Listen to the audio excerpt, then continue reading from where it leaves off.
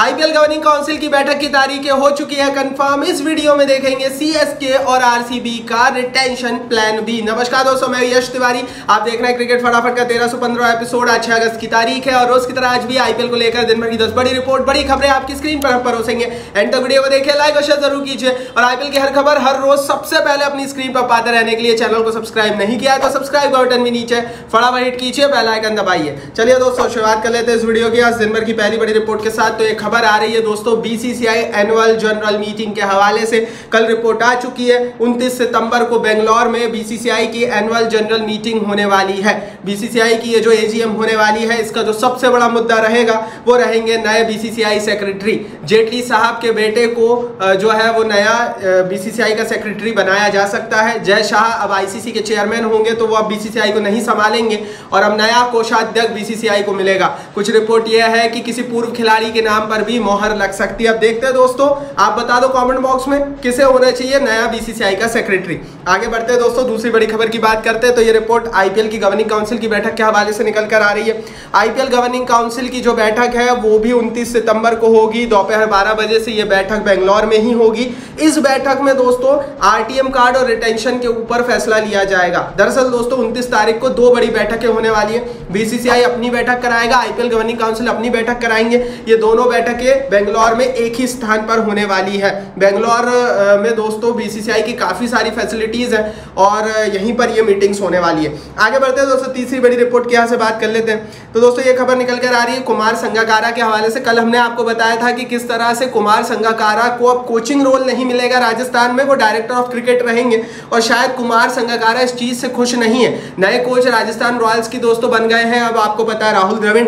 ऐसी स्थिति में कुमार संगकारा की बातचीत चल रही है केकेआर की टीम के साथ। रिपोर्ट यह है कि केकेआर के नए मेंटोर कुमार संगकारा बन सकते हैं। तो कुमार संगकारा को एक नया रोल हमें केकेआर में मिलता हुआ दिख रहा है और जो गौतम गंभीर है उनका स्थान कुमार संगकारा ले सकते हैं। कुछ खबरें थी दोस्तों ऐसी कि राहुल द्रविड़ की बातचीत भी केकेआर वालों के साथ चल रही थी, लेकिन शायद वो बातचीत फ्रूटफुल नहीं रही है।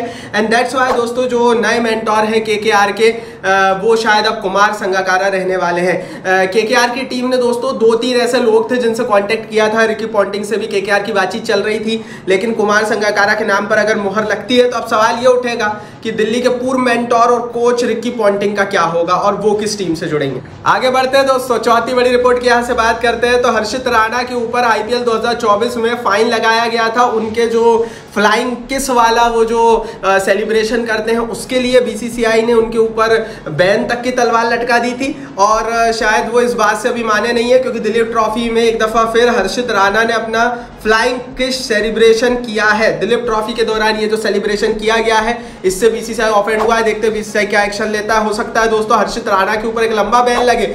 इसका रीजन ये नहीं है कि हर्षित राणा कुछ उल्टी सीधी हरकतें करते हैं। हर्षित राणा ये जो फ्लाइंग किस करते हैं और बीसीसीआई ये जो वार्निंग दे रहा है, अगर आप बीसीसीआई की किसी भी वार्निंग को नहीं मानते हैं तो बीसीसीआई नियम अनुसार बैन लगा सकता है। और मेरे हिसाब से हर्षित राणा को ये करना बंद कर देना चाहिए, क्योंकि भैया फालतू में आप इतने अच्छे गेंदबाज हो, सिर्फ एक सेलिब्रेशन के जरिए आपके ऊपर बैन की तलवार क्यों लटका रहे हो भाई खुद के ऊपर।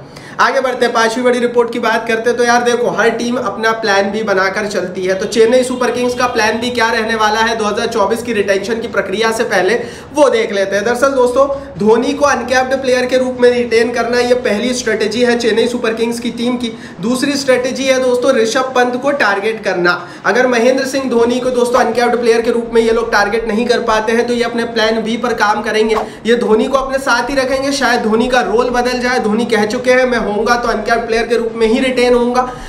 और प्लान भी ये रहेगा कि ऋषभ पंत को फिर फोर्स आउट किया जाए कि वो नीलामी में आए और नीलामी में फिर चेन्नई मुंह मांगा दाम देगी। शायद वो 25-30 करोड़ भी हो सकते हैं ऋषभ पंत को।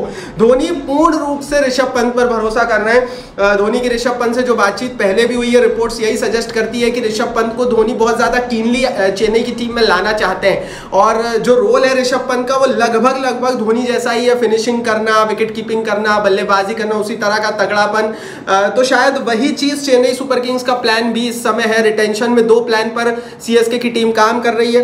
पहला प्लान ये कि धोनी को किसी भी तरह से अनकैप्ड प्लेयर के रूप में रिटेन किया जाए। अब इसका अनकैप्ड प्लेयर के रूप में क्यों रिटेन किया जाए, इसका भी रीजन समझ लेते हैं। दरअसल दोस्तों अगर धोनी अनकैप्ड प्लेयर के रूप में रिटेन होंगे तो उन्हें चेन्नई वालों को मात्र 4-5 करोड़ ही देने पड़ेंगे, धोनी खुद भी अनकैप्ड प्लेयर के रूप में ही रिटेन होना चाहते हैं, क्योंकि धोनी चाहते हैं कि जो ज्यादा पैसा मिले वो शायद ऋतुराज गायकवाड़ या अन्य युवा भारतीय खिलाड़ियों को मिले। और ऐसी परिस्थिति में दोस्तों चेन्नई 2 प्लान पर काम कर रहा है। बाकी देखते हैं दोस्तों किस प्लान को चेन्नई सक्सेसफुली जो है वो कर पाता है। आगे बढ़ते हैं, छठी बड़ी रिपोर्ट की बात करते हैं तो रॉयल चैलेंजर्स बेंगलोर का प्लान भी क्या है वो भी देख लेते हैं। आरसीबी का जो सबसे बड़ा डिलेमा इस समय चल रहा है वो कप्तानी का चल रहा है। फाफ डु प्लेसिस 40 साल के हो चुके हैं। ऐसी परिस्थिति में आरसीबी की टीम को एक नए कप्तान की आवश्यकता है, क्योंकि प्लेसिस कभी भी रिटायरमेंट की घोषणा कर सकते हैं, शायद आने वाले 2 सालों में। मेगा ऑक्शन एक ऐसी जगह होती है जहां पर आपके पास आने वाले 3-4 सालों के लिए टीम बनाना, प्लेयर रखने का मौका होता है। तो आरसीबी का पहले प्लान तो यही है कि भैया प्लेसिस की रिप्लेसमेंट शायद रोहित शर्मा हो और रोहित शर्मा को लिया जाए अगर रोहित नीलामी में आ जाए तो।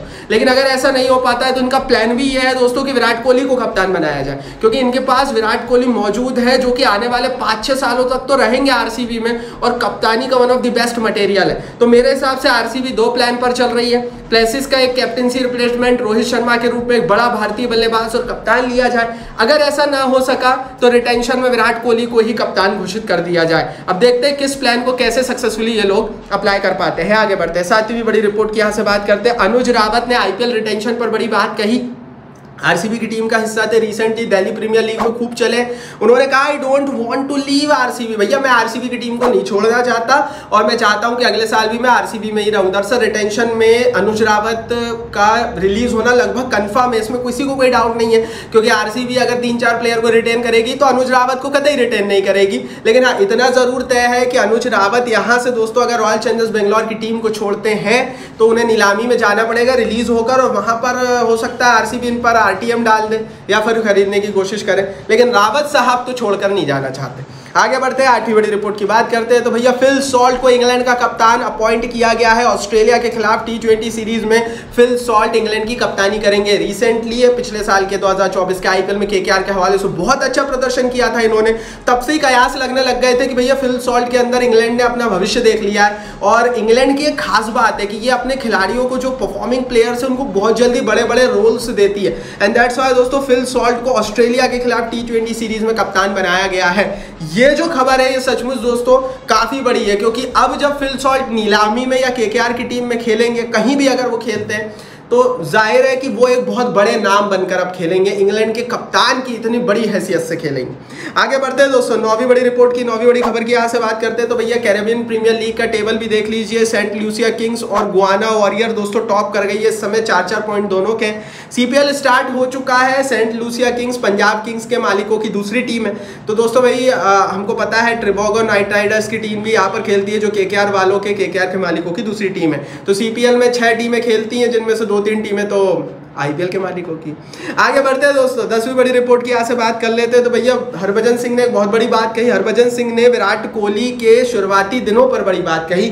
उन्होंने कहा कि जब शुरुआत में विराट कोहली उन्हें मिले थे और शुरुआत में जब वो विराट कोहली को खेलते हुए देखते थे तो उन्होंने विराट कोहली से एक बात कही थी कि अगर तुमने 10,000 रन नहीं बनाए तो ये तुम्हारे लिए शर्मनाक होगा। तो जाहिर है विराट कोहली कितनी ज्यादा टेक्निकली साउंड थे ये बताने की कोशिश हरभजन सिंह ने करी है कि स्टार्टिंग में ही विराट कोहली को देख के लग गया था कि भैया ये बंदा तो 10,000 रन तो इसके लिखे हुए हैं। और हरभजन सिंह ने यह बात विराट कोहली से उन शुरुआती 2010-2011 के समय पे कही थी और आज वो सच हो रही है। ये थी दिन भर की 10 बड़ी खबरें। बाकी दोस्तों अपनी राय रखो, कौन सी खबर आपको अच्छी लगी कौन सी नहीं। और को यूट्यूब पर सब्सक्राइब का बटन नीचे दिया जाता है। तो भैया आईपीएल की हर खबर हर रोज सबसे पहले हम आपको देते हैं, सब्सक्राइब कीजिए, बेल आइकन दबाइए।